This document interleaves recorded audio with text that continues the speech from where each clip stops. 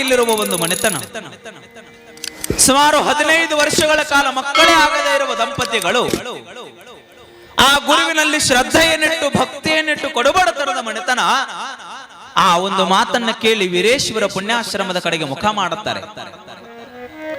ದಾವಣಗೆರೆಯಿಂದ ಬಸ್ಸಿಗೆ ಹೋದ್ರೆ ಹಣ ಇರದೇ ಇರುವ ಕಾರಣಕ್ಕಾಗಿ ದಾವಣಗೆರೆಯಿಂದ ಗದುಗಿನ ಮಠಕ್ಕೆ ನಡಿತಾ ನಡಿತಾ ಪಾದಚಾರಿಗಳಾಗಿ ದಂಪತಿಗಳು ಗುರುವಿನ ಮಠಕ್ಕೆ ಹೆಜ್ಜೆಯನ್ನು ಹಾಕ್ತಾರೆ.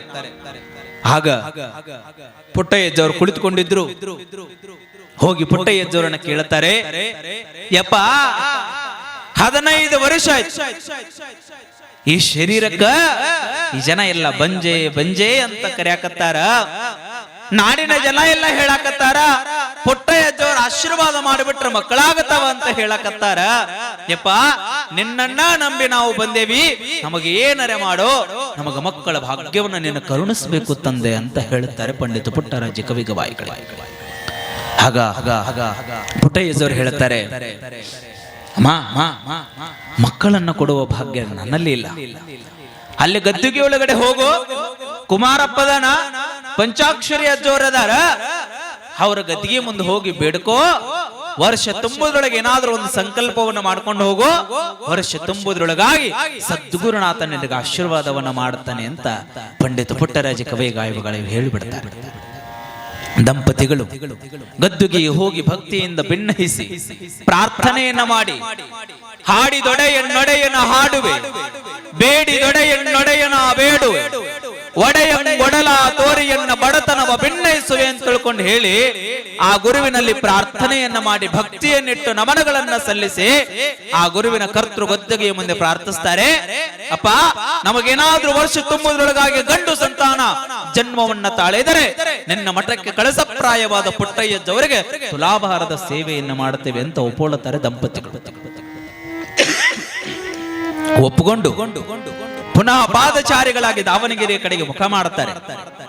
ಹೋದ ಬಳಿಕ ಗುರುವಿನ ಮೇಲೆ ಶ್ರದ್ಧೆಯನ್ನಿಟ್ಟು ಭಕ್ತಿಯನ್ನಿಟ್ಟ ದಂಪತಿಗಳಿಗೆ 15 ವರ್ಷ ಮಕ್ಕಳೇ ಆಗದೇ ಇರುವ ದಂಪತಿಗಳಿಗೆ ಗದುಗಿನ ಮಠಕ್ಕೆ ಹೋಗಿ ಬಂದ ವರ್ಷ ತುಂಬುವುದರೊಳಗಾಗಿ ಒಂದು ಗಂಡು ಸಂತಾನಕ್ಕೆ ಜನ್ಮವನ್ನು ಕೊಡ್ತಾಳೆ ಒಬ್ಬ ತಾಯಿ. ಆಮೇಲೆ ಅವರು ಏನು ಸಂಕಲ್ಪ ಹೊತ್ತುಕೊಂಡಿದ್ರು, ಮಗುವಾದರೆ ಪುಟ್ಟಯ್ಯಜ್ಜವರಿಗೆ ತುಲಾಭಾರ ಮಾಡುತ್ತವೆ ಅಂತ. ಆಗ ಬಹಳ ಬಡತನದ ಸ್ಥಿತಿ, 1 ರೂಪಾಯಿಗೂ ಸಹಿತ ದುಡಿಯಲಿಕ್ಕೆ ಹೋಗ್ತಕ್ಕಂತಹ ಪ್ರಸಂಗ. ಕಷ್ಟಪಟ್ಟು ಗಂಡ ಮಡದಿ 4 ವರ್ಷಗಳ ಕಾಲ ದುಡಿತಾರೆ, ತುಲಾಭಾರದ ಹಣವನ್ನು ಸಂಗ್ರಹಿಸಬೇಕು ಅಂತ ಮಗು ಜನ್ಮ ತಾಳಿದ ಮೇಲೆ. ಮಗು 4 ವರ್ಷಕ್ಕೆ ಬೆಳೀತದೆ, 4 ವರ್ಷಕ್ಕೆ ಹಣ ಸಂಗ್ರಹ ಮಾಡ್ತಾರೆ. ಹಣ ಸಂಗ್ರಹವನ್ನು ಮಾಡಿ ಪುನಃ ಪಾದಚಾರಿಗಳಾಗಿ ಗದುಗಿನ ಮಠಕ್ಕೆ ಹೊರಡುತ್ತಾರೆ. ಹೋಗಿ ಗುರುಗಳ ಹತ್ರ ಹೇಳ್ತಾರೆ, ಅಪ್ಪ 5 ವರ್ಷದ ಹಿಂದೆ ನಿನ್ನ ಗದ್ದುಗೆ ಇಲ್ಲಿ ಪ್ರಾರ್ಥನೆ ಮಾಡಿ ಹೋಗಿದ್ದೆ, ವರ್ಷ ತುಂಬುವುದರೊಳಗಾಗಿ ಗಂಡು ಮಗುವಿಗೆ ಜನ್ಮವನ್ನ ಕೊಟ್ರೆ ನಿನಗೆ ತುಲಾಭಾರ ಮಾಡ್ತೀವಿ ಅಂತ ಒಪ್ಪಿಕೊಂಡಿದ್ದೀವಪ್ಪ, ನಿನಗೆ ತುಲಾಭಾರ ಮಾಡಬೇಕು ಅಂತ ಭಕ್ತಿಯಿಂದ ಸಂಕಲ್ಪ ಮಾಡ್ಕೊಂಡು ಬಂದೇವಿ, ನಿನ್ನ ಆಶೀರ್ವಾದದಿಂದ ಗಂಡು ಸಂತಾನ ಜನ್ಮ ತಾಳ್ಯದ, ನೀ ನಮ್ಮ ಮನೆಗೆ ಬಂದು ನಮ್ಮ ಭಕ್ತಿಯ ತುಲಾಭಾರವನ್ನ ಸ್ವೀಕರಿಸಬೇಕು ಅಂತ ಪುಟ್ಟರಾಜ ಕವಿಗವಾಯಿಗಳಿಗೆ ಹೇಳುತ್ತಾರೆ. ಪುಟ್ಟಯ್ಯಜ್ಜರಂದ್ರು, ಆಯ್ತು ಬರ್ತೀನಿ ಅಂತ ಹೇಳಿ ಹ್ಯಾಂಗ ಈ ಭಾಗದಾಗೆಲ್ಲ ತಾತನವರು ಬರ್ತಾರಂದ್ರೆ ನೀವೆಲ್ಲರೂ ಎಷ್ಟು ಶ್ರದ್ಧೆಯಿಂದ ಕೈ ಮುಗಿದಿರ್ತೀರಿ. ಆವತ್ತಿನ ಕಾಲದಲ್ಲಿ ಪಂಡಿತ ಪುಟ್ಟರಾಜ ಕವಿಗವಾಯಿಗಳು ಬರ್ತಾರಂದ್ರ ಹಳ್ಳಿ ಒಳಗ ಕೈ ಮುಗಿದು ಗುರುಗಳನ್ನ ಭಕ್ತಿಯಿಂದ ಸ್ವಾಗತಿಸಲಿಕ್ಕೆ ನಿಂತುಕೊಳ್ತಾ ಇತ್ತು. ಇಡೀ ದಾವಣಗೆರೆ ಎಲ್ಲ ಶೃಂಗಾರ ಆಗಿತ್ತು, ತಳಿರು ತೋರಣಗಳಿಂದ ದಾವಣಗೆರೆ ಮಿಂಚುತ್ತಾ ಇತ್ತು. ವಾದ್ಯ ವೈಭೋಗಗಳೊಂದಿಗೆ ಕುಣಿತಗಳೊಂದಿಗೆ ರೋಡಿನಲ್ಲಿ ಎಲ್ಲರೂ ಭಕ್ತಿಯಿಂದ ಪುಟ್ಟರಾಜ ಕವಿಗವಾಯಿಗಳನ್ನ ಬರಮಾಡಿಕೊಳ್ಳಕ್ಕೆ ನಿಂತಿದ್ರು. ಮನೆಯೊಳಗೆಲ್ಲ ಹಬ್ಬವೇ ಹಬ್ಬ. ಒಬ್ಬ ಗುರುಗಳು ನಮ್ಮೂರಿಗೆ ಬರಾಕತ್ತಾರ ಅಂದ್ರೆ ನಮ್ಮೆಂತ ಪುಣ್ಯ ಅಂತ ತಿಳ್ಕೊಂಡು ಹೇಳಿ ಇಡೀ ದಾವಣಗೆರೆಯ ಜನರೆಲ್ಲ ಸಂಕಲ್ಪ ಸಿದ್ಧರಾಗಿ ಗುರುವನ್ನ ಭಕ್ತಿಯಿಂದ ಸ್ವಾಗತ ಮಾಡ್ಕೊಳಕತ್ತಿದ್ರು. ತಾಯಿ 5 ವರ್ಷದ ಕೂಸಿಗೆ ಹೇಳಿದ್ರು, ಹೋಗೋ 2 ಚರಿಗೆ ಹಾಕೊಂಡ ಪಟ್ಟಣ ಹೇಗ ಬಾ. 5 ವರ್ಷದ ಕೂಸು ಏನಿರುತ್ತದೆ, ಹೋಗು ಅಲ್ಲಿ ಗುರುಗಳು ಬಂದಾರು ಆಲ್ರೆಡಿ ಊರಿಗೆ, ಮನೆಗೆ ಬರೋದ್ರೊಳಗೆ ಜಳಕ ಮಾಡಿ ಪಟ್ಟಣಂಗ ಬಾ, ನಾ ಇಲ್ಲಿ ಅಡಿಗೆ ಮಾಡಾಕತ್ತೀನಿ, ಗದ್ದ ಬಾಳ ಐತಿ, ಇವತ್ ನಾ ಜಳಕ ಮಾಡಿಸಲ್ಲ, ಹೋಗಿ 2 ಚರಿಗೆ ಹಾಕೊಂಡು ಬಾ ಅಂತ ಕೂಸಿಗೆ ಹೇಳುತ್ತ. 5 ವರ್ಷದ ಕೂಸಿಗೆ ಹಿತ್ತಲಕ್ಕೆ ಓಡೋಡಿ ಹೋದ ಕೂಸು ಹಿತ್ತಲದಲ್ಲಿ ದೊಡ್ಡ ಬಾವಿ. ಹೋಗಿ ಜಳಕ ಮಾಡುವ ಹುಡುಗ ಆಡಾಡ್ತಾ ಹೋಗಿ ಬಾವಿ ಒಳಗೆ ಬಿದ್ದು ಬಿಡ್ತು. ಬಾವಿ ಒಳಗೆ ಬಿದ್ದ ಕೂಸು ಅಮ್ಮ ಅಂತ ಕೂಗುತ್ತದೆ, ಚೀರ್ತದೆ, ಅಪ್ಪ ಅಂತದೆ. ಆ ಮಗುವಿನ ಶಬ್ದ ಯಾರ ಕಿವಿಗೂ ಸಹಿತ ಬೆಳೆ ಇಲ್ಲ. ಚೀರಿ ಚೀರಿ ಕೂಗು ಕೇಳದೆ ಇರುವ ಮಗು ಬಾವಿಯಲ್ಲಿ ಬಿದ್ದು ಸಾವನ್ನಪ್ಪಿ ಬಿಡ್ತು. ತಾಯಿ ಕೂಸು ಹೋಗಿ ಒಂದು ತಾಸಾಯ್ತು, ಎಲ್ಲರ ಹೋಗಿರ್ಬೋದು ಅಂತ ತಿಳ್ಕೊಂಡು ಗಂಡ ಹೆಂಡತಿ ಆ ಕೂಸಿನ ಹುಡುಕಾಡಕ್ ಹಿತ್ತಲದಾಗ ಹೋಗ್ತಾರ. ಹಿತ್ತಲದಾಗ ಕೂಸು ಬಾವಿ ಒಳಗ ತೇಲಾಡಕತ್ತಿತ್ತು. ಸತ್ತ ಕೂಸಿನ ತೇಲನ್ನ ನೋಡಿದ ತಾಯಿ ಇದೇ ಒಳಗಡೆ ಸೀಸತ್ತು ಒಂದು ಹೊಡೆದಾಗಾಯ್ತು. ಯಪ್ಪ ಪುಟ್ಟಯ್ಯದ 15 ವರ್ಷವಾದ ನೀನೇ ಹುಟ್ಟಿ ಬಂದಿ ಅಂತ ನಾ ತಿಳ್ಕೊಂಡಿದ್ಯಾ? ಯಪ್ಪ ನೀ ಮನೆಗೆ ಬರೋದ್ರೊಳಗ ನನ್ನ ಮಗನ ನಿನ್ನ ಪಾದಕ್ಕೆ ಕರ್ಕೊಂಡಿಯಲ್ಲೋ ಯಪ್ಪ ಅಂತ ತಿಳ್ಕೊಂಡು ಹೇಳಿ ತಾಯಿ ಕಣ್ಣೀರನ್ನ ಹಾಕಿ ಅಳಬೇಕಾದ್ರ ಗಂಡ ಹೇಳ್ತಾನ ಮಡದೆಗೆ, ಹುಚ್ಚಿ ಹಳಕ್ ಹೋಗ್ಬೇಡ, ಗಪ್ಪಾಗು. ಒಬ್ಬ ಗುರು ನಮ್ಮ ಮನೆ ಬಾಕಲದಾಗ ಸಮೀಪದೊಳಗೆ ಬರಾಕತ್ತಾನ. ಆ ಗುರುವಿನ ಮುಂದೆ ನಮ್ಮ ಅಳು ತೋಡ್ಕೊಡೋದು ಬೇಡ, ಆ ಗುರುವಿಗೆ ನಮ್ಮ ಭಕ್ತಿ ಸಮರ್ಪಣೆ ಮಾಡೋಣ, ಹಳಕ್ ಹೋಗ್ಬೇಡ, ಈಗ ಗಪ್ಪಾಗು. ಆ ಗುರು ಹೋದ್ಮೇಲೆ ಎಟ್ಟರೆ ಅಳುನಂತಿಬ್ರು ಸೇರಿ ಹೀಗಳಬೇಡವಾ, ಗುರು ಒಬ್ಬ ಮನೆಗೆ ಬರಾಕತ್ತಾನ, ಆ ಗುರು ಭಕ್ತಿಯಿಂದ ನಮ್ಮ ಮನೆಗೆ ಬಂದು ನಮಗೆ ಆಶೀರ್ವಾದ ಮಾಡಿ ಹೋಗ್ಬೇಕೆ ಹೊರತಾಗಿ ಶಾಪ ಕೊಟ್ಟು ಹೋಗ್ಬಾರ್ದವ, ಹಾಗಾಗಿ ಅಳಬೇಡ ಅಂತ ತಿಳ್ಕೊಂಡು ಹೇಳಿ ಅಸತ್ತ ಕೂಸನ್ನ ತೆಗೆದುಕೊಂಡು ಒಂದು ರೂಮಿನೊಳಗಡೆ ಹೋಗಿ ಚಾಪಿ ಮೇಲೆ ಮನಗಿಸಿ ಚಾವಿ ಹಾಕೊಂಡ್ ಬರ್ತಾರೆ ಗಂಡ ಹೆಂಡತಿ. ಹಾಕೊಂಡ್ಬಂದು ಕಣ್ಣೀರನ್ನು ಹೊಡೆಸ್ತಾಳೆ. ತಾಯಿಯ ನಮ್ರತೆ ಭಾವ, ತಾಯಿಯ ಕರುಳಿನ ಕುಡಿ ಹೋದಾಗ ತಾಯಿಗೆ ದುಃಖ ಸಹಿಸಿಕೊಳ್ಳಕ್ಕೆ ಸಾಧ್ಯ ಆಗೋದಿಲ್ಲ.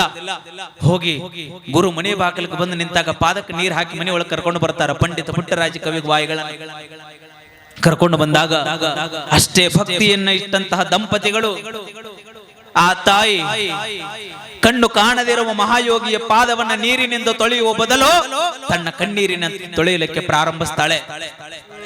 ಕಣ್ಣು ಕಾಣದಿರುವ ಮಹಾಯೋಗಿ ಪುಟ್ಟರಾಜ ಕವಿವಾಯಿ ಕೇಳ್ತಾರೆ, ಅವ್ವ ಇಟ್ಟು ದಿನ ನನ್ನ ಪಾದ ಎಲ್ಲ ನೀರು ಹಾಕಿ ತೊಳೆದವರು ಬಹಳ ಜನ ಅದಾರ, ನೀ ಯಾಕ ಕಣ್ಣೀರಿನಿಂದ ನನ್ನ ಪಾದ ತೊಳೆಯಕತ್ತೀಯಲ್ಲವ ಯಾಕ?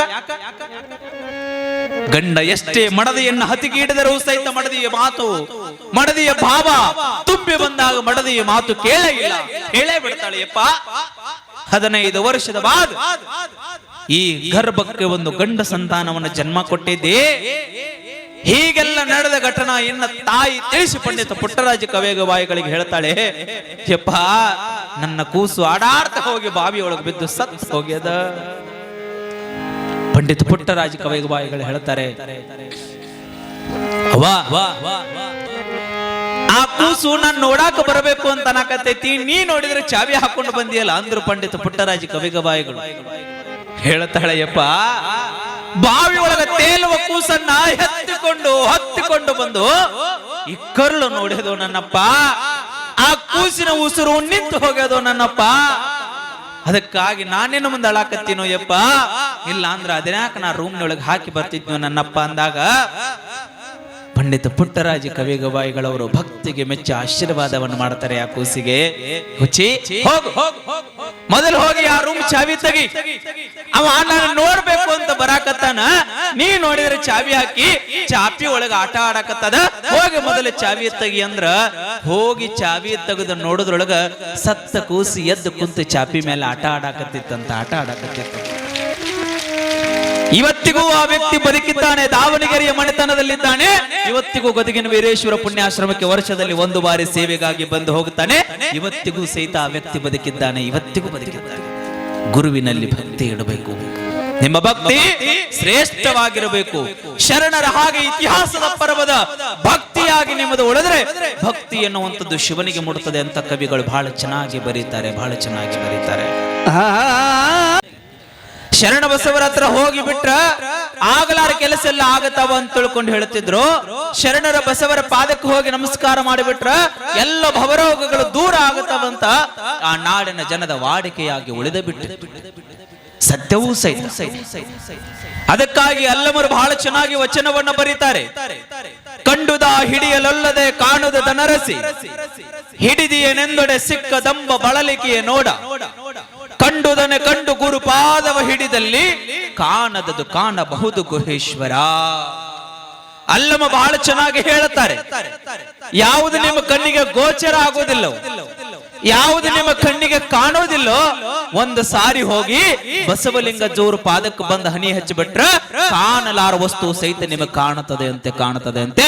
ಅಂತಹ ಶಕ್ತಿಯನ್ನು ಸದ್ಗುರುಗಳ ಪಾದದಲ್ಲಿ ಇಟ್ಟಿದ್ದಾರೆ. ಸದ್ಗುರುಗಳ ಪಾದದಲ್ಲಿ ಶರಣ ಬಸವರ ಪಾದಕ್ಕೆ ಹನಿ ಹಚ್ಚಿ ನಮಸ್ಕಾರ ಮಾಡಿಬಿಟ್ರ ಎಲ್ಲ ಭವರೋಗಗಳು ದೂರ ಆಗುತ್ತವೆ ಅಂತಕ್ಕಂಥದ್ದು ಸದರ ನಾಡಿನ ಭಕ್ತರ ವಾಣಿಯಾಗಿ ಉಳಿದು ಬಿಡ್ತು. ಎಲ್ಲ ಜನ ಶರಣ ಬಸವರ ಹತ್ರ ಬರ್ತಿದ್ರು, ಬರಗಾಲದ ಬಂಟ ಅಂತ ಕರೀತಿದ್ರು.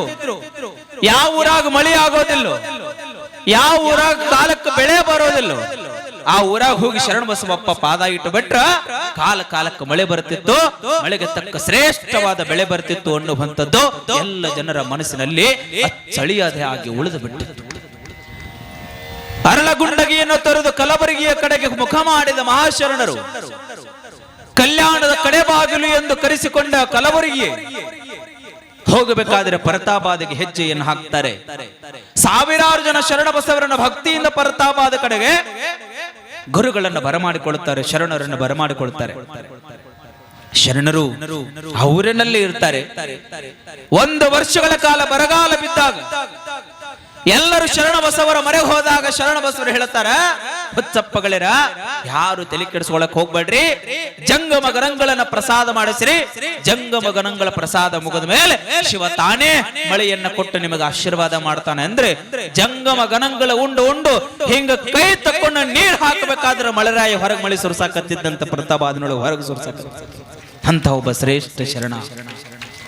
ಈಗ ಮಳಿ ಬರಬೇಕು ಅಂದ್ರೆ ಮಳಿ ಬರಲೇಬೇಕು, ಈಗ ಮಳಿ ನಿಲ್ಲಬೇಕು ಅಂದ್ರೆ ನಿಲ್ಲಲೇಬೇಕು ಅಂತ ಒಬ್ಬ ಶ್ರೇಷ್ಠ ಶರಣ ಪ್ರತಾಪಾದನಲ್ಲಿ ಇರಬೇಕಾದ್ರೆ ಅವತ್ತಿನ ಕಲಬುರಗಿಯ ಬಹಳ ದೊಡ್ಡ ವ್ಯಾಪಾರಿ ಶ್ರೇಷ್ಠ ಭಕ್ತನಾದ ದೊಡ್ಡಪ್ಪ ಗೌಡ ಒಂದು ದಿನ ಪ್ರತಾಪಾದಕ್ಕೆ ಹೋಗಿರ್ಬೇಕಾದ್ರೆ ಅವತ್ತಿನ ಬರಗಾಲಕ್ಕೆ ಎಲ್ಲ ಕಾಲೆಯಾದ ದೊಡ್ಡಪ್ಪ ಗೌಡರು ಶರಣ ಬಸವರನ್ನು ಹುಡುಕಿಕೊಂಡು ಪ್ರತಾಪಾದನ ಕಡೆಗೆ ಮುಖ ಮಾಡಿದಾಗ ಶರಣ ಬಸವರ ಆಶೀರ್ವಾದವನ್ನು ಮಾಡ್ತಾರೆ. ದೊಡ್ಡಪ್ಪ ಗೌಡರು ಶರಣ ಬಸವರಿಗೆ ಹೇಳ್ತಾರೆ, ಯಪ್ಪ ಎಷ್ಟೋ ವರ್ಷಗಳಿಂದ ನಿಮ್ಮನ್ನ ನನ್ನ ಮನೆಗೆ ಕರ್ಕೊಂಡು ಹೋಗ್ಬೇಕು, ಕಲಬುರಗಿ ಕರ್ಕೊಂಡು ಹೋಗ್ಬೇಕು ಅಂತ ಹುಡುಕಾಡಕತ್ತೀನಿ. ಯಪ್ಪ ನೀವು ಇವತ್ತನೇ ನನ್ನ ಮನೆಗೆ ಬಂದು ಆಶೀರ್ವಾದ ಮಾಡಲೇಬೇಕು ಅಂತ ದೊಡ್ಡಪ್ಪ ಗೌಡರು ಶರಣರನ್ನ ಕೇಳ್ಕೊಳ್ತಾರೆ. ಶರಣರ ಮನಸ್ಸಿನಲ್ಲಿ ಸಾಕ್ಷಾತ್ ಶಿವ ಬಂದುಬಿಟ್ಟ ಕ್ಷಣದಲ್ಲಿ, ಓ ನನಗೆ ಶಿವನ ಅಪ್ಪನೇ ಆಗಿದೆ, ಅರಳಗುಂಡಗಿಯನ್ನು ತೊರೆದು ಕಲಬುರಗಿಯ ಕಡೆಗೆ ಮುಖ ಮಾಡಬೇಕು ಅಂತ ಶಿವ ನನಗೆ ಅಪ್ಪನೇ ಮಾಡ್ಯಾನ ಅಂತ ತಿಳ್ಕೊಂಡು ಹೇಳಿ ಇದು ಒದಗಿ ಬಂದ ಸಮಯವೇ ಆಗಿರಬೇಕು ಅಂತ ಹೇಳಿ ಪ್ರತಾಪಾದನ್ನ ಬಿಟ್ಟು ಅಜ್ಜವರು ಕಲ್ಯಾಣದ ಕಡೆಬಾಗಿಲಾದ ಕಲಬುರಗಿಯ ಕಂಪಣ್ಣ ಕಲಬುರಗಿಯ ನಗರವನ್ನ ಪ್ರವೇಶಿಸುತ್ತಾರೆ. ಸಾವಿರಾರು ಜನ ಎಲ್ಲ ಶರಣ ಬಸವರು ನಮ್ಮ ಊರಿಗೆ ಬರಾಕತ್ತಾರ, ಕಲಬುರಗಿಗೆ ಬರಾಕತ್ತಾರ, ಇವತ್ತಿಂದ ಈ ಕಲಬುರಗಿ ಕಲ್ಯಾಣ ಆಯ್ತು ಅಂತ ತಿಳ್ಕೊಂಡು ಹೇಳಿ ಎಲ್ಲ ಜನ ನೀರನ್ನ ಹಾಕಿ ತಳಿರು ತೋರಣಗಳನ್ನ ಕಟ್ಟಿ ಶೃಂಗರಿಸಿ ಶರಣರನ್ನ ಭಕ್ತಿಯಿಂದ ಕಲಬುರಗಿಯ ಪುಣ್ಯ ನೆಲಕ್ಕೆ ಸ್ವಾಗತಿಸಿಕೊಳ್ಳುತ್ತಾರೆ. ಅಜ್ಜವರು ಎಲ್ಲಿ ಶರಣ ಬಸವರು ಇರ್ತಾರೆ, ಶರಣರು ಇರ್ತಾರೆ, ಅಲ್ಲಿ ತ್ರಿಕಾಲ ಲಿಂಗ ಪೂಜೆ ಆಗ್ಬೇಕು, ತ್ರಿಕಾಲ ಶಿವಾನುಭವ ಗೋಷ್ಠಿ ಆಗ್ಬೇಕು, ತ್ರಿಕಾಲ ಬಂದ ಭಕ್ತರಿಗೆಲ್ಲ ನಿತ್ಯ ದಾಸೋಹ ಆಗಬೇಕು ಅನ್ನುವಂಥದ್ದು ಶರಣರ ಸಿದ್ಧಾಂತ ಆಗೇ ಬಿಟ್ಟಿದೆ. ಎಲ್ಲೇ ಹೋಗಿ ದಾಸೋಹ ಆಗ್ಲೇಬೇಕು. ಕಲಬುರಗಿ ಒಳಗಡೆ ದಾಸೋಹವನ್ನು ಪ್ರಾರಂಭಿಸ್ತಾರೆ. ಬರಗಾಲದ ಸಮಯ ದೊಡ್ಡಪ್ಪ ಗೌಡರ ಮನೆಯೊಳಗಿದ್ದ ಎಲ್ಲ ದವಸ ಧಾನ್ಯಗಳನ್ನು ದಾಸೋಹಕ್ಕೆ ಕೊಟ್ರೆ ತಿಂಗಳ ನಡೆದಿತ್ತು, 2 ತಿಂಗಳು ನಡೆದಿತ್ತು, ವರ್ಷ ನಡೆದಿತ್ತು. ಮುಂದೆ ದಾಸೋಹದ ಸ್ಥಿತಿ ಅಧೋಗತಿ ಆಯ್ತು. ಮಳಿ ಬರ್ಲಿಲ್ಲ, ಬೆಳಿ ಸಿಗಲಿಲ್ಲ ಕೈಗೆ ಅಂತ ತಿಳ್ಕೊಂಡು ಹೇಳಿ ದೊಡ್ಡಪ್ಪ ಗೌಡ್ರು ಹೋಗಿ ಶರಣಬಸಪ್ಪ ಪೂರ್ಣ ಕೇಳ್ತಾರ, ಯಪ್ಪ ಮನೆಯೊಳಗೆ ಎಲ್ಲಾ ದವಸ ಧಾನ್ಯಗಳ ಖಾಲಿ ಆಗ್ಯಾವ, ಜನ ಎಲ್ಲ ದಾಸೋಹಕ್ಕೆ ದಿನ ಜಾಸ್ತಿ ಆಗ್ಲಕತ್ತಾರ, ಸಾವಿರಾರು ಜನ ನಿಮ್ಮ ದರ್ಶನಕ್ಕೆ ದಿನೇ ಜಾಸ್ತಿ ಆಗಿ ಕಲಬುರಗಿಯ ಕಡೆಗೆ ಬರಾಕತ್ತಾರ. ಯಪ್ಪ ಇನ್ನು ಮೇಲೆ ದಾಸೋಹ ನಡೆಸೋದು ಬಹಳ ಕಷ್ಟ ಆಗತ್ತದೆ, ಭಕ್ತರ ಕಡೆ ದೇಣಿಗೆಯನ್ನು ಕೇಳಿ ದಾಸೋಹವನ್ನು ನಡೆಸು ನೀನು ಅಂತ ಶರಣರನ್ನ ಕೇಳಿದಾಗ ಶರಣರು ಹೇಳ್ತಾರೆ, ಯಾವುದೇ ಕಾಲಕ್ಕೂ ಭಕ್ತರನ್ನ ಕೇಳಬೇಡ. ಪಾಪ ದೂರಿಂದ ದರ್ಶನಕ್ಕಾಗಿ ಬಂದ ಭಕ್ತರನ್ನ ದವಸ ಧಾನ್ಯಗಳನ್ನ ಕೇಳಿದ್ರೆ ಅವ್ರ ಮನಸ್ಸಿಗೆ ನೋವಾದಿತ್ತು, ಕೇಳಬೇಡ್ರಿ, ದಾಸೋಹವನ್ನು ಮಾತ್ರ ನಿಲ್ಲಿಸಬೇಡ್ರಿ ಅಂತ ಶರಣರು ಹೇಳುತ್ತಾರೆ. ರಾತ್ರಿ ಮಲ್ಕೊಂಡಾಗ ಸಾಕ್ಷಾತ್ ಶಿವ ಸ್ವಪ್ನದೊಳಗಡೆ ಬಂದು ಶರಣರಿಗೆ ಬೋಧಿಸ್ತಾನೆ. ಶರಣ ಕೇಳು, ಅರ್ಳ ಗುಂಡಗಿಯನ್ನು ತೊರೆದು ಕಲ್ಯಾಣದ ಕಡೆಗೆ ಕಡೆಬಾಗಿಲೆನಿಸಿಕೊಂಡ ಕಲಬುರಗಿಗೆ ನೀನು ಬಂದು ಇಳಿದುಕೊಂಡಿದ್ದೀಯಾ, ನೆಲೆಸಿದ್ದೀಯಾ. ಶಿವನ ಸ್ವರೂಪವೇ ಆಗಿ ಜನಗಳ ಕಷ್ಟಕ್ಕೆ ನೀನು ಸ್ಪಂದಿಸ್ತಾ ಇದ್ದೀಯ ಶರಣ.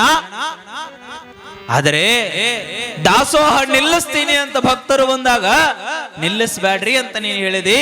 ಯಾವುದೇ ಕಾರಣಕ್ಕೂ ದಾಸೋಹವನ್ನ ಶರಣ ನೀ ಕಲಬುರಗಿ ಒಳಗೆ ನಿಲ್ಲಿಸಬೇಡ, ದಾಸೋಹ ಪುರುಷ ನೀನಾಗುತ್ತೀಯ ಅಂತ ಶಿವ ಸ್ವಪ್ನದೊಳಗಡೆ ಹೇಳುತ್ತಾರೆ.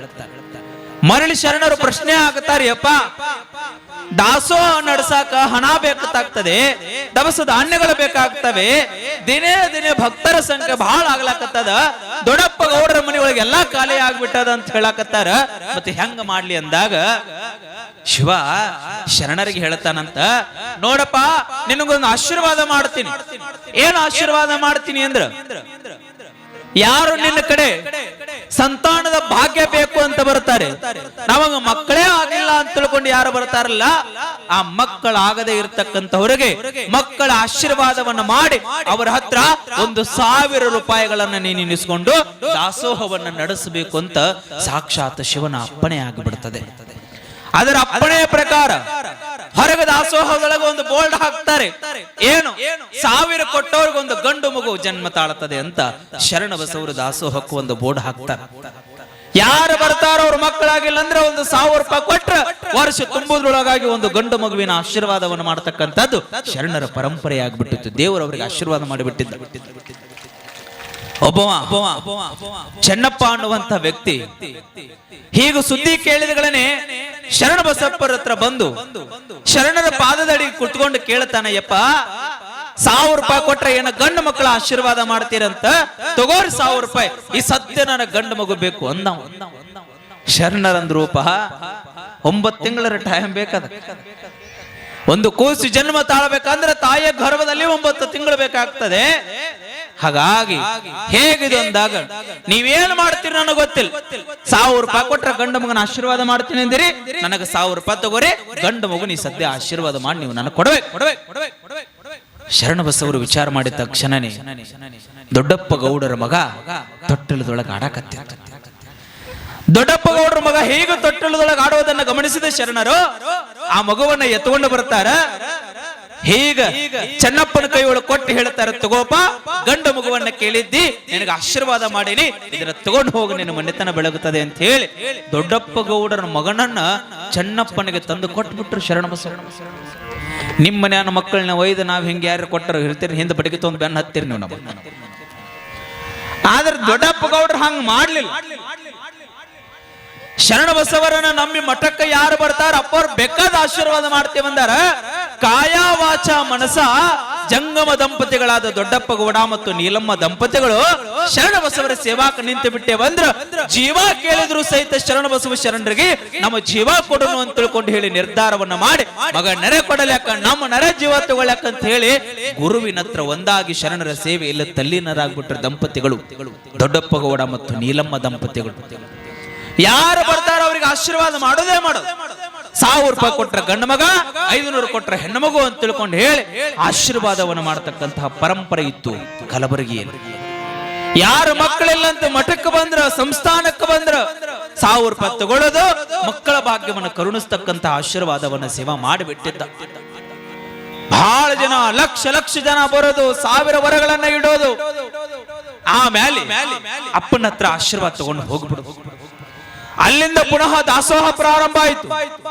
ಎಷ್ಟರ ಮಟ್ಟಿಗೆ ದಾಸೋಹ ಪ್ರಾರಂಭ ಆಯಿತು ಅಂದ್ರೆ ಪ್ರತಿನಿತ್ಯ ಲಕ್ಷ ಜನ ಬಂದು ಶರಣರ ಸಂಸ್ಥಾನದೊಳಗ ಪ್ರಸಾದ ಮಾಡಿ ಹೋಗ್ಲಾಕತ್ರು. ಅಂತ ಒಂದು ದೊಡ್ಡ ದಾಸೋಹದ ಪರಂಪರೆಗೆ ನಾಂದಿಯನ್ನು ಹಾಡಿದ್ರು ಕಲಬುರಗಿ ಶರಣ ಬಸವರು.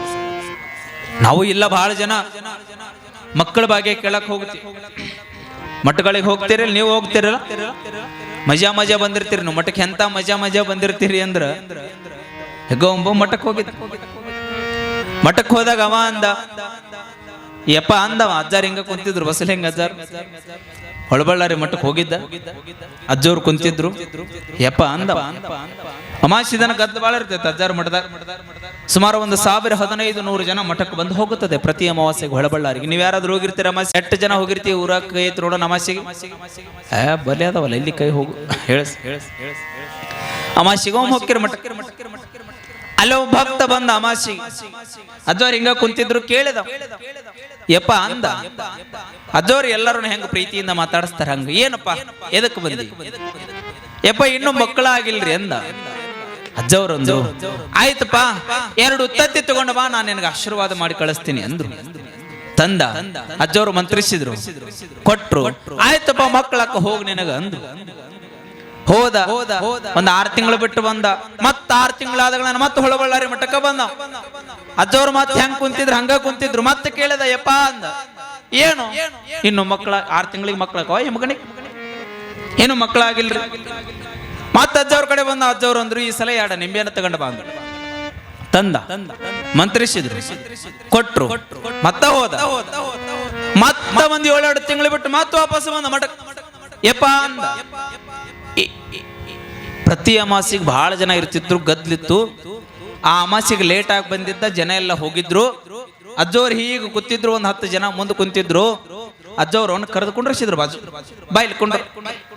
ಪ್ರತಿ ಅಮಾವಾಸ್ಯೆಗೆ ಬರ್ತಿದ್ದಿ, ನಿನ್ಗೆ ಆಶೀರ್ವಾದ ಮಾಡ್ತಿದ್ದೆ, ಹೊಕ್ಕಿದ್ದಿ, ಬಹಳ ಜನ ಇರ್ತಿದ್ರು, ನೀನು ಮಾತಾಡ್ಸಕ್ಕಾಗಿಲ್ಲ, ಬಾಯಿಲಿ ಕುಂಡ್ರ ಅಂತ ಹೇಳಿ ಅವನು ಕುಂಡ್ರಿಸಿ ಕೇಳಿದ. ನೋಡು, 1ನೇ ಅಮಾವಾಸ್ಯೆಗೆ ಬಂದು ಒಬ್ಬನ ಬಂದು 2 ಉತ್ತತ್ತಿ ತಗೊಂಡು ಹೋದಿ. 2ನೇ ಅಮಾವಾಸ್ಯೆಗೆ ಬಂದು ಒಬ್ಬನ ಬಂದು 2 ನಿಂಬೆಯನ್ನು ತಗೊಂಡು ಹೋದಿ. ಮತ್ತ 3ನೇ ಅಮಾವಾಸ್ಯೆಗೆ ಬಂದು ನೀ ಒಬ್ಬನೇ ಬಂದಿ ಅಲ್ಲ, ನಿನ್ನ ಹೆಂಡತಿ ಎಲ್ಲದಾಳ ಅಂತ ಕೇಳಿದ್ರಂತ ಅಜ್ಜಾರು. ಅವಾಗಂದಂತೆ ಯಪ್ಪ ನಂದು ಇನ್ನೂ ಮದುವೆ ಆಗಿಲ್ರಿ ಅಂತ. ಮದುವೆ ಎಲ್ಲರ ಮಕ್ಕಳಕ್ಕ ಅಯ್ಯ ಮಗನಿ ಭಾರಿ ವಿಚಿತ್ರ ಬಂದಿರ್ತಾರ ಭಾರಿ. ಒಟ್ಟ ಹಿಂಗ ಕೇಳ್ಬಿಟ್ರು ಅಂದ್ರೆ ದಾನ ದನ ದನ ದನ ಬೆನ್ನ ಹತ್ತಿ ಬಿಡ್ತಾರ. ಅಲ್ಲೇ ಕಲಬುರಗಿ ಹಾಗೆ ಸರದಿ ಸಾಲಿನಲ್ಲಿ ಜನ ಎಲ್ಲ ಮಕ್ಕಳ ಸಂತಾನವನ್ನ ಕೇಳುವುದಕ್ಕೆ ಹೊರಟೇ ಬಿಟ್ರು. ಕಲಬುರಗಿಯ ಕಡೆಗೆ ಮುಖ ಮಾಡಿ ಶಿವನ ಅಪ್ಪಣೆಯಾದ ಶರಣನಿಗೆ 1000 ಕೊಟ್ಟ ಗಂಡು ಸಂತಾನವನ್ನು ಕೊಡ್ತಾನ ಶರಣ ಅನ್ನುವಂಥದ್ದು ಕರ್ನಾಟಕದ ಮನೆ ಮನೆಗಳಿಗೆ ಸುದ್ದಿ ಆಗಿಬಿಟ್ಟಿತ್ತು. ಎಲ್ಲ ಜನಗಳಿಗೆ ಬೇಡಿದ್ದನ್ನ ಕೊಟ್ಟ ಶರಣ, ಅವ್ರು ಏನು ಕೇಳ್ತಾರ ಅದನ್ನೆಲ್ಲವನ್ನು ಕೊಟ್ಟಿರತಕ್ಕಂತ ಶರಣನ ಜೀವನದೊಳಗಡೆ ಬದುಕಿನ ತಿರುವಿ ಪ್ರಾರಂಭ ಆಯಿತು. ಶರಣರು ಅಷ್ಟಾದರೂ ಸಹಿತ ಜಂಗಮರ ಸೇವೆಯನ್ನು ನಿಲ್ಲಿಸಿರ್ಲಿಲ್ಲ. ಯಾವ ಜಂಗಮ ಬರ್ತಾರೆ ನಿತ್ಯ ದಾಸೋಹದಲ್ಲಿ ಜಂಗಮ ನುಡಿಸೇ ದಾಸೋಹ ಪ್ರಾರಂಭ ಆಗಬೇಕನ್ನುವಂಥದ್ದು ಶರಣರ ಸಿದ್ಧಾಂತ ಆಗಿತ್ತು. ಅವರು ಶರಣರ ಮೇಲೆ ಲಕ್ಷ ಲಕ್ಷ ಜನ ಭಕ್ತಿಯನ್ನಿಟ್ರ, ಶರಣರು ಯಾರ ಮೇಲೆ ಭಕ್ತಿ ಇಟ್ಟಿದ್ರು ಅಂದ್ರ ಜಂಗಮರ ಮೇಲೆ ಭಕ್ತಿಯನ್ನಿಟ್ಟು ಜಂಗಮರ ಸೇವೆಯನ್ನ ಕೊನೆಯ ಉಸಿರಿನ ಕ್ಷಣದವರೆಗೆ ಸೇವೆಯನ್ನ ಮಾಡುತ್ತಾರೆ ಶರಣರು. ಶರಣರು ಒಂದು ದಿನ ಒಬ್ಬ ಜಂಗಮ ಬಂದು ಪ್ರತಿದಿನ ಶರಣರು ಏನು ಮಾಡ್ತಾ ಇದ್ರು ಅಂದ್ರೆ ಜಂಗಮರ ಪಾದೋದಕ ತಗೊಂತಾ ಇದ್ರು. ತಗೊಳ್ಳಾರೆ ಪ್ರಸಾದವನ್ನು ಸೇವನೆ ಮಾಡ್ತಾ ಇರ್ಲಿಲ್ಲ. ಆಗ ಜಂಗಮನಿಗೆ ಚಳಿ ಜ್ವರ ಬಂದಿತ್ತು. ಮನೆಗೆ ಹೋಗಿ ಕರ್ಕೊಂಡು ಬಾ ಅಂತಂದ್ರೆ ಚಳಿ ಜ್ವರ ಬಂದ. ಜಂಗಮರು ನನ್ನ ಕಡೆಯಿಂದ ಆಗೋದಿಲ್ಲ ಅಂದ್ರು. ಶರಣರಂದ್ರು, ಯಪ್ಪ ಪ್ರತಿದಿನ ಪಾದೋದಕ ಕೊಡವರ ನೀವ ಬರ್ಲಿಲ್ಲ ಅಂತ ಹೆಂಗಂದ್ರ ಹಿಂಗ ಚಳಿ ಜ್ವರ ಬಂದದ ಏನ್ ಮಾಡ್ಲಿ ಅಂದಾಗ ಹೋಗಿ ಶರಣ ಬಸವರು ಹನಿ ಮ್ಯಾಲೆ ಜಂಗಮನಿಗೆ ಭಸ್ಮ ಧರಿಸಿಬಿಟ್ರ ಜಂಗಮನಿಗೆ ಬಂದು ಚಳಿ ಜ್ವರ ತತ್ಕ್ಷಣವೇ ಮಾಯ ಆಗಿ ಹೋಗ್ಬಿಟ್ಟಿತ್ತಂತ ಶರಣರ ಹಸ್ತ ಹಚ್ಚಿದ್ರು ಜಂಗಮರಿಗೆ. ಜಂಗಮರ ರೋಗವನ್ನ ಕಳೆದಂತಹವರು ಕಲಬುರಗಿ ಶರಣ ಬಸವರು ಮಹಾಶ್ರೇಷ್ಠ ಶರಣ. ಬಹಳ ಜನ ಹೋಗುತ್ತಾ ಇತ್ತು. ನಮಗೂ ಎಲ್ಲ ಮಕ್ಕಳು ಹುಚ್ಚು ಬಹಳ ಚಂದ ಇರ್ತೈತೆ. ಒಟ್ಟ ಏನಾರೇ ಆಗ್ಲಿ ನಮಗೊಂದು ಮಗ ಇರ್ಬೇಕು ಅನ್ನೋದು ನಿಮ್ದೊಂದು ಸಿದ್ಧ. ಹೆಂಗ ಅವ್ವ ಅಪ್ಪ ಗಂಡ ಹೆಂಡತಿ ರಾತ್ರಿ ಮಕ್ಕೊಂಡಿದ್ವಿ. ಗಂಡ ಹೆಂಡತಿ ಮಂಚದ ಮೇಲೆ ಮಕ್ಕೊಂಡಾಗ ಹೆಂಡತಿ ರೀ ನಮಗೇನಾರ ಒಂದು ಗಂಡ ಮಗ ಹುಟ್ಟುತ್ತೋ ಅಂದ್ರ ಅದಕ್ಕೆ ಏನು ಮಾಡಿಸೋದು, ಮುಂದೆ ಏನು ಓದಿಸೋದು ಅಂತ ವಿಚಾರ ಮಾಡಕತ್ತ. ಇನ್ನು ಮಗನೇ ಹುಟ್ಟಿಲ್ಲ, ಈಗ ವಿಚಾರ ಮಾಡಕತ್ತಾರೆ ಇವರಿಬ್ರು ಮಕ್ಕೊಂಡು. ಅವ ಅಂದ ಗಂಡ, ಏನಿಲ್ಲ ಮುಂದೆ ನನಗಂತ್ರು ಅವನ ಇಂಜಿನಿಯರಿಂಗ್ ಮಾಡಿಸ್ಬೇಕಂತ ಆಸೆ ಐತಿ ಅಂದ. ಯಾರು ನಾ ಇಂಜಿನಿಯರಿಂಗ್ ಮಾಡಿಸೋದಿಲ್ಲ ಅಂದ್ಲಿಕ್ಕೆ, ಏನು ನಾ ಡಾಕ್ಟರ್ ಮಾಡ್ಸಕ್ಕೆ ಅಂದ್ಲಿಕ್ಕೆ. ಇವ ನಾ ಇಂಜಿನಿಯರಿಂಗ್ ಮಾಡಿಸ್ತೀನಿ ಅಂತಿವ, ಆಗುದಿಲ್ಲ ನಾನು ಡಾಕ್ಟರ್ನ ಮಾಡ್ಸಕ್ಕೆ ಅಂತಕ್ಕೆ. ಇವ್ ರಾತ್ರಿ ಮಕ್ಕೊಂದಲ್ಲಿ 2 ಜಗಳಾಡಕತ್ತೀವಿ. ಜಗಳಾಡಿದ್ರು ಬಾಜು 10 ಮನೆಯವರು ಬಂದು ನಿಂತ್ರು. ಇವ್ರ ಮನೆ ಬಾಕ್ಲಕ್ಕೆ ಯಾವ ಇವೆರಡು ಹೊಡೆದಾಡುದು. ಅದು ಇಂಜಿನಿಯರಿಂಗ್ ಅನ್ನೋದು, ಇದು ಡಾಕ್ಟರ್ ಅನ್ನೋದು. ಒಟ್ಟು ಊರಾನವ್ರ ಮನಿ ಬಾಗಿಲಿಗೆ ಬಂದ ನಿಂತುಗಳನ್ನ ಯಾಕೆ ಜಗಳಾಡಕತ್ತೀರಿ, ಕದಾರೆ ತೆಗಿರಿ ಅಂತ ತಿಳ್ಕೊಂಡು ಕದಾ ತೆಗಸಿ ಕೇಳಿದ್ರಂತ. ಯಾಕೆ ಜಗಳಾಡಕತ್ತೀರಿ, ಏನ್ರಿ ಈಕಿಗೆ ಹೇಳ್ರಿ, ನೀವು ತಿಳಿ ಸ್ವಲ್ಪ ದೊಡ್ಡವರಿದ್ದೀರಿ, ಹಿರಿಯರದಿರಿ, ಏನ್ ಹೇಳ್ಬೇಕು? ಏನಿಲ್ರಿ, ನನ್ನ ಮಗನ್ ನಾನು ಇಂಜಿನಿಯರಿಂಗ್ ಮಾಡ್ತೀನಿ ಅಂತ ನಾನ್ ಹಾಕತ್ತೀನಿ, ಈಕಿ ನೋಡಿದ್ರೆ ಡಾಕ್ಟರ್ ಮಾಡ್ತೀನಿ ಅನ್ನಕತ್ತಾಳ, ಹೇಳ್ರಿ ಈಕಿ ಸ್ವಲ್ಪ ತಿಳಿಸಿ ಅಂತವ. ಅವನ ಕೇಳುದ್ರಿ, ನನ್ನ ಮಗ ಅವ ನಾ ಡಾಕ್ಟರ್ನ ಓದ್ಸಕ್ಕೆ ನೀವು ಅವನಿಗೆ ಹೇಳ್ರಿ ಅಂತ ತಿಗಿ. ಇವತ್ತರದ ರಾತ್ರಿ ಬೆಳತನ ಜಗಳ ಕೇಳಿ ಹಿರಿಯರ ಅಂದ್ರಂತ, ನಿಮ್ಮ ಮಗನರ ಕರ್ರಿ ಅವನು ಕೇಳುನು ಅಂದ್ರು. ಇನ್ನೂ ಮಗನ ಹುಟ್ಟಿಲ್ರಿ ಅಂದ್ರಂತ ಅವ್ರಿಬ್ರು. ಮಗನೇ ಹುಟ್ಟಿಲ್ಲ, ಇವಾಡು ರಾತ್ರಿ ಬೆಳತನ ಜಗಳಾಡಕತ್ತಾವ. ನಮ್ಮ ಪರಿಸ್ಥಿತಿ ಹಂಗಾಗೈತಿ. ಆದರೆ ಮಕ್ಕಳನ್ನ ಬೆಳೆಸಿದ್ರೆ ಹೆಂಗ ಬೆಳೆಸಬೇಕು ಅಂದ್ರ ಶರಣ ಬಸವರ ಹಾಗೆ ಬೆಳೆಸಬೇಕು. ನಿಮ್ಮ ಮಕ್ಕಳು ಜಗತ್ತಿಗೆ ಜ್ಯೋತಿಯಾಗಿ ಶರಣ ಬಸವರ ಹಾಗೆ ನೊಂದವರ ಬೆಂದವರ ಬದುಕನ್ನು ಉದ್ಧರಿಸುವ ಮಕ್ಕಳಾಗಬೇಕೆ ಹೊರತಾಗಿ ಬದುಕನ್ನು ಹಾಳು ಮಾಡುವ ಮಕ್ಕಳಾಗಬಾರ್ದು. ಬದುಕನ್ನು ಹಾಳು ಮಾಡುವ ಮಕ್ಕಳಾಗಬಾರ್ದು. ಇನ್ನೊಬ್ಬರ ಬದುಕಿಗೆ ನೆರವಾಗಿ, ಇನ್ನೊಬ್ಬರ ಬದುಕಿಗೆ ಆಶ್ರಯವನ್ನು ನೀಡುವಂತಹ ಮಕ್ಕಳನ್ನ ಶರಣ ಬಸವರು ಈ ನಾಡಿಗೆ ಜನ್ಮವನ್ನೆತ್ತು ಕೊಟ್ಟು ಅವರೆಲ್ಲರಿಗೂ ಉದ್ಧಾರ ಆಗುವ ಆಶೀರ್ವಾದವನ್ನ ಮಾಡಿ, 1000 ಕೊಟ್ಟರೆ ಗಂಡು ಸಂತಾನ ಎಂಬ ಶರಣರ ವಾಡಿಕೆ ಎಂದೇ ಆ ಕೊಟ್ಟ ಹಣವನ್ನ ದಾಸೋಹದ ಪರಂಪರೆಗೆ ಬಳಸಿಕೊಳ್ತಾರೆ ಎನ್ನುವಂಥದ್ದನ್ನ ನಾವೆಲ್ಲರೂ ಸಹಿತ ಇತಿಹಾಸದಲ್ಲೇ ತಿಳಿದುಕೊಳ್ತೇವೆ. ಅಂತಹ ಪರಂಪರೆಗೆ ನಾಂದಿಯನ್ನ ಹಾಡಿದಿರ್ತಕ್ಕಂತಹ ಕಲಬುರಗಿ ಶರಣ ಬಸವರ ಚರಿತ್ರೆ ಅತ್ಯಂತ ಅವಿಸ್ಮರಣೀಯ ಅಂತಕ್ಕಂಥದ್ದನ್ನ ಈ ಸಂದರ್ಭದಲ್ಲಿ ಸ್ಮರಣೆ ಮಾಡ್ತಾ ಸಮಯ